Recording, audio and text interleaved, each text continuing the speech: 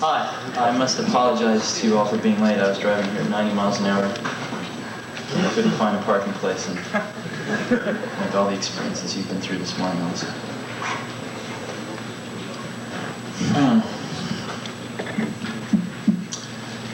Had a photographer from Scientific American that wanted to take some pictures in the last few days.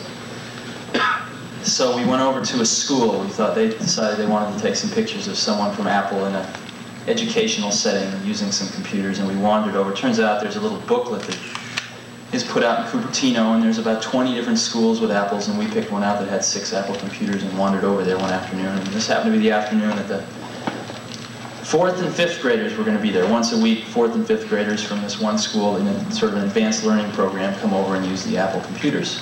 And I had the most delightful conversation with some 4- and 5-year-olds. They probably know as much about the computer as I do, maybe more. And they're totally fluent in it, and they're very much at home in it, and they beat me in most of the games in it. And it was really quite an experience, because we always talk about all these things happening sort of at the intellectual, verbal level, but actually got a chance to see 20 students interacting with these computers on a one-on-one basis. And I couldn't help remembering my own school days when none of these things existed and we just get into trouble all the time. 11:30 at night, last night, a friend of mine, Bob Medcap, calls me up, and he's got 3 German friends visiting from Germany, and they want to buy 20 to 30 apples a month for some god-awful, who knows what reason. And they want them in Germany, and they want to talk about buying them at 11:30 at night. A guy in Nebraska is using an Apple computer to calculate soil samples to know what kind of fertilizer to put in the ground. It's an endless array of things that people are doing with this. What's your mic? Oh, excuse me. The other one. The other one. Tier one. Right.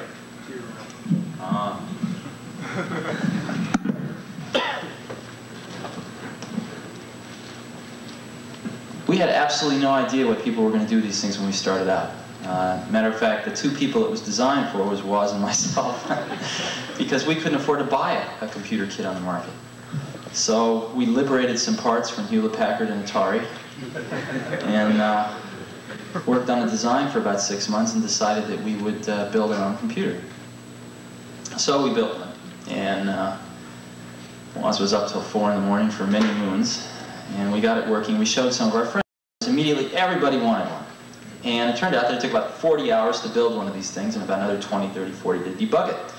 And we had a lot of friends that worked at similar companies who could liberate the parts also. And we found ourselves spending every spare moment of our time helping our friends to build computers. And it was just getting to be a tremendous drain on our lives. So we got the idea one day that we could make a printed circuit board without the parts in it, and sell these blank printed circuit boards to our friends and probably cut the assembly and debug time down to, 5-10 hours.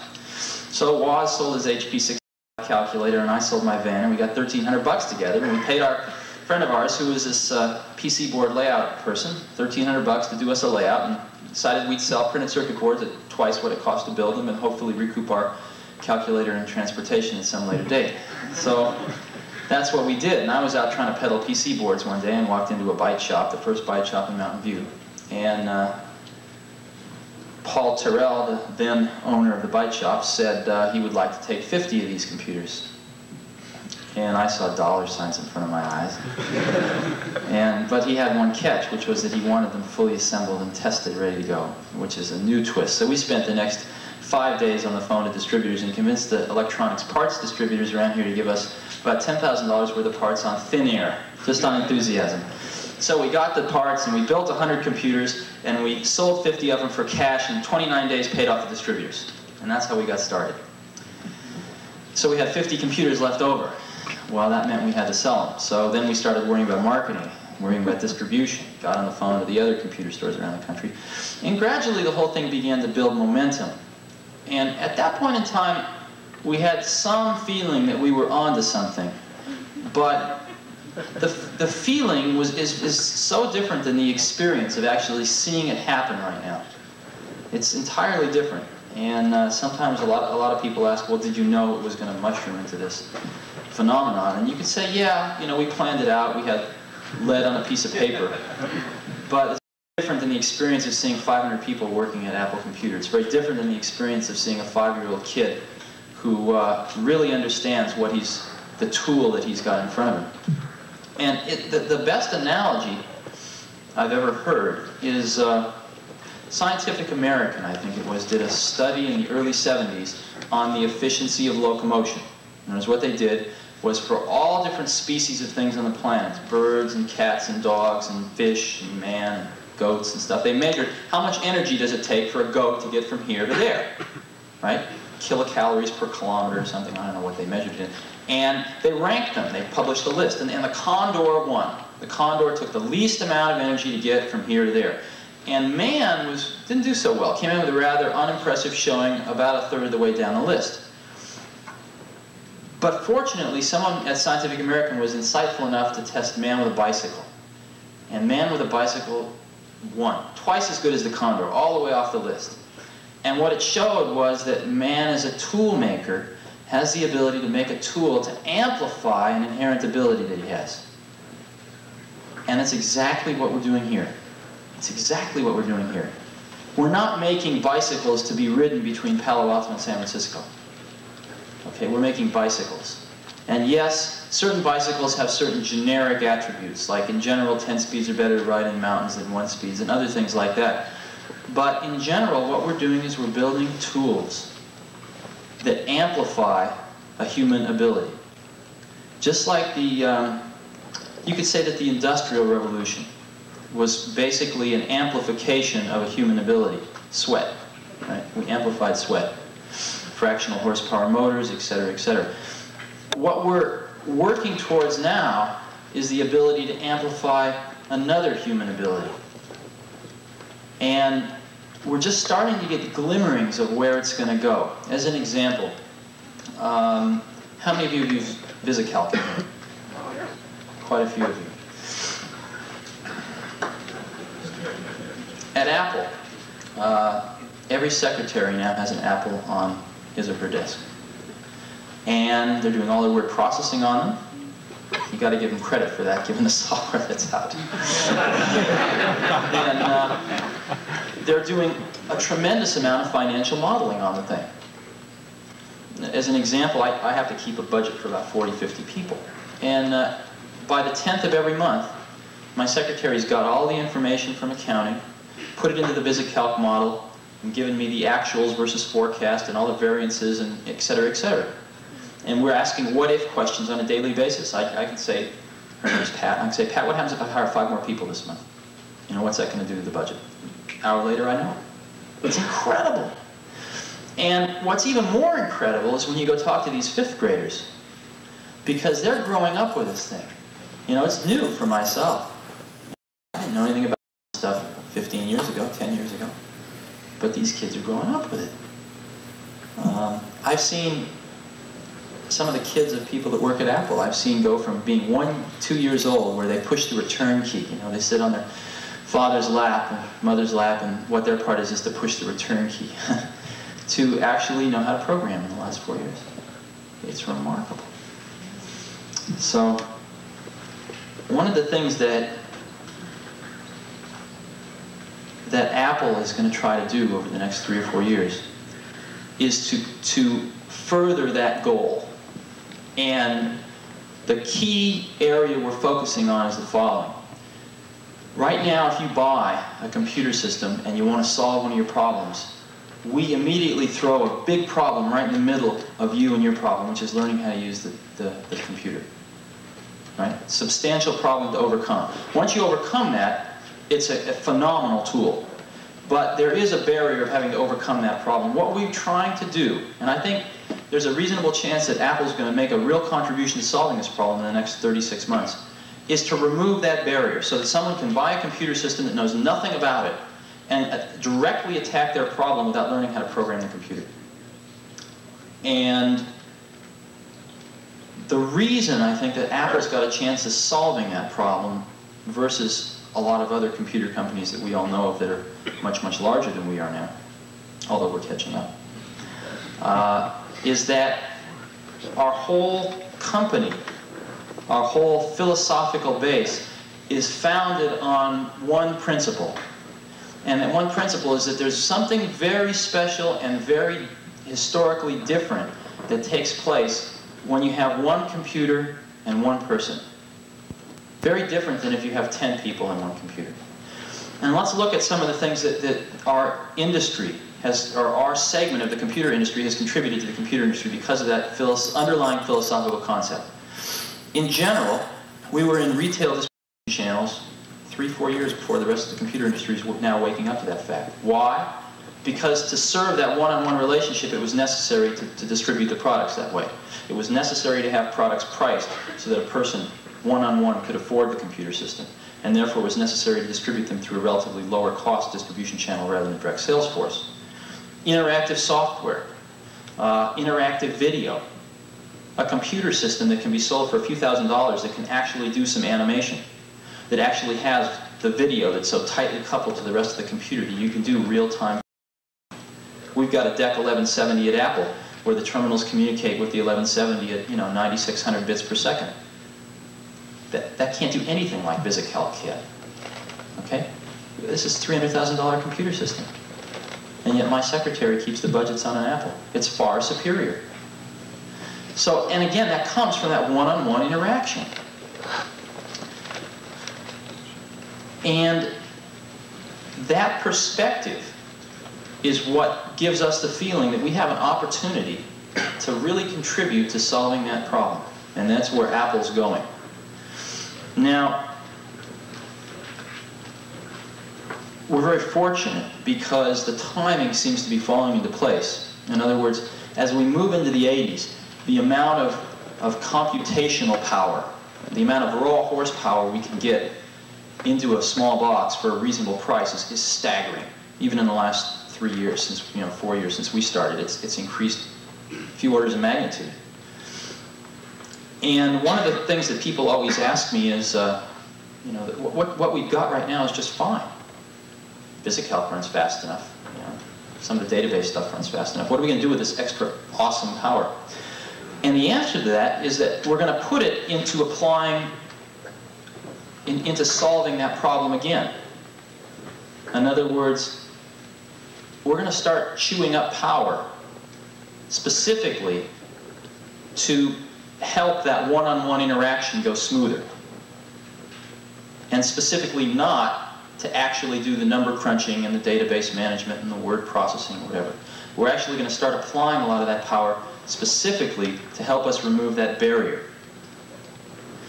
And so, assuming that we don't get into World War III, and assuming that we're able to continue to recruit outstanding people, it looks like the timing's just right for that to occur. So hopefully, when we have our International Apple Corps meeting, the third, fourth one from now, we'll all be able to talk about how we've solved that problem, because I really think it's going to happen. And I really think it's going to come out of an industry that 4 years ago didn't exist, that 3 years ago everyone said was a flash in the frying pan, and that I think right now a lot of people are starting to wake up. So thank you very much. Sure. There's a lot of stories to go around. How was the name developed? Yeah, I knew I would get away with answering that. To start a company, you have to file what's called a fictitious business name statement. And what that is, the purpose of that statement, which you file with the government, is to simply tell everyone if Apple Computer goes out of business or anything having to do with Apple Computer, these are the individuals behind the corporate name. And as we were late in government form, and not knowing it, we thought that was important, so we figured it out. And everyone was saying names to us like Matrix Electronics or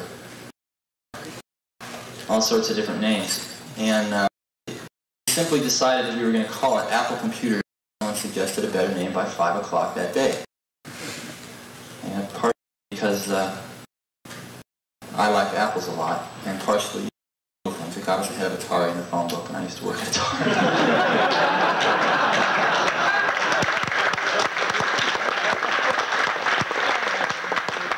But we re-examined it on a regular basis, and we found that the juxtaposition of something that seemed to epitomize what we were going after, which was the simplicity and yet very refined sophistication. You've seen our first brochure, probably some of you have it. The title of it was "Simplicity is the Ultimate Sophistication." And that wasn't just a bullshit slogan. It actually was really what we've been striving for. And the apple scene symbolized that. So I think we're going to stick with it. Yeah. Yeah, getting back to what you're talking about your goals, about eliminating this barrier of this obstacle in the computer there. We're talking about all this basically hardware power that's available inside that little box. What sort of things are you talking about that's going to translate that hardware power, the power that's inside there, into removing the obstacle of what's inside there on a more concrete level? Well, you're asking me to talk about future products, and I don't want to do that. But hey, philosophically. Philosophically.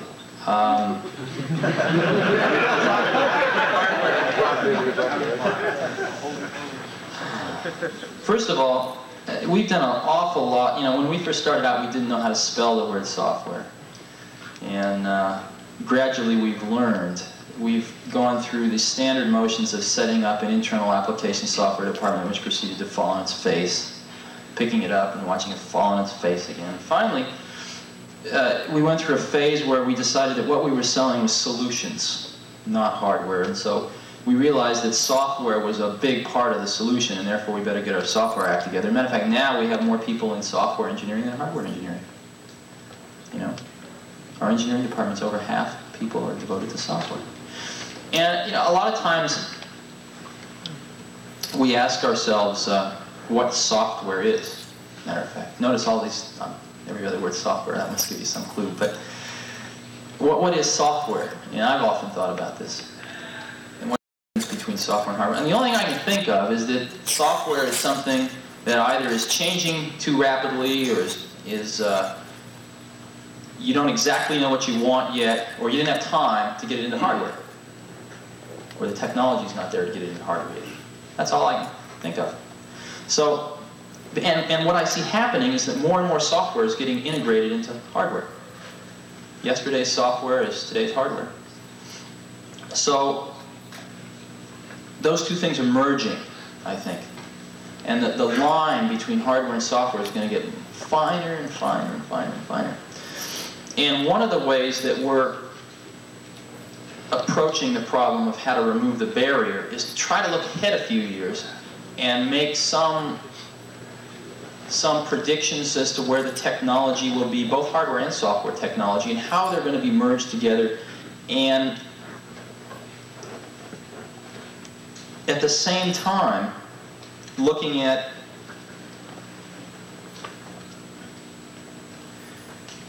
very carefully looking at the kinds of high-level tools that our customers are going to need, and trying to make those two point at the same target. And I know that's very vague, and I guess I really don't want to talk about it any more than that right now. Said a lot. So, yeah. There are a lot of us that have bought Apple IIs here, I'm sure, and that put a tremendous amount of money and effort into using them and planning on using them for many years to come. Sure. What does Apple have in mind for continuing support with Apple II? In other words, not dropping it like some other companies dropped it. Sure. This line and then start up with a new one, and everyone has to go and buy all the new things, or maybe they won't want to, or whatever. But Sure. what do you have in mind for the people who want to entertain at a level with? There's 3 or 4 different parts of that answer, and why don't I address each one? Because I think it's a really important question. For some crazy reason in the universe, 2 people from Los Altos and Cupertino, California managed to want something that just so happened to be what about 1 million other people wanted.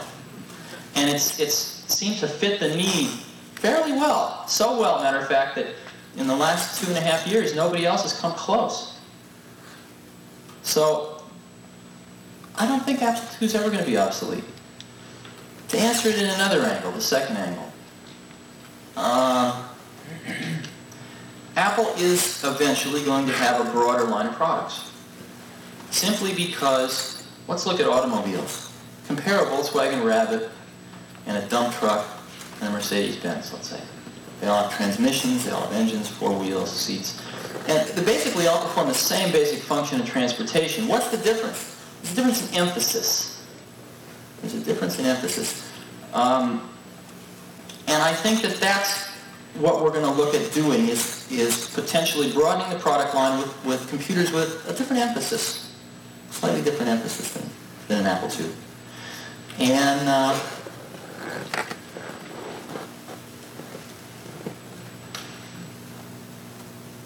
I hope you're all pleased with the new products that we'll come out with over the years.